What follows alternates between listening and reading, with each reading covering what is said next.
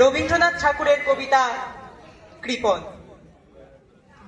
আমি ভিক্ষা করে ফিরতেছিলেম গ্রামের পথে পথে। তুমি তখন চলেছিলে তোমার স্বর্ণরথে। অপূর্ব এক স্বপ্ন সম লাগতেছিল চক্ষে মম। কি বিচিত্র শোভা তোমার, কি বিচিত্র সাজ। আমি মনে ভাবতেছিলেম, এ কোন মহারাজ।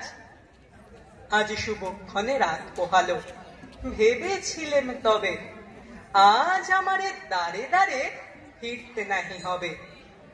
বাহির হতে নাহি হতে কাহার দেখা পেলেম পথে। চলিতে রথ ধন ধান্য ছড়াবে দুই ধারে। মুঠা মুঠা কুড়িয়ে নেব, নেব ভারে ভারে। দেখি সহসা রথ থেমে গেল আমার কাছে এসে। আমার মুখপানে চেয়ে নামলে তুমি হেসে। দেখে মুখের প্রসন্নতা জুড়িয়ে গেল সকল ব্যথা।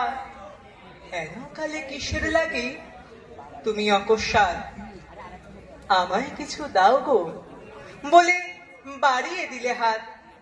মোরে একই কথা রাজাদিরাজ, আমায় দাও গো কিছু। শুনে ক্ষণ কালের তরে রইনু মাথা নিচু। তোমার কি বা অভাব আছে ভিখারি ভিক্ষুকের কাছে। এ কেবল কৌতুকের বসে আমায় প্রবঞ্চনা।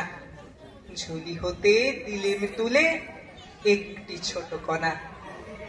যবে পাত্রখানি ঘরে এনে উজাড় করি, দেখি ভিক্ষা মাঝে একটি ছোট সোনার কণা দেখি।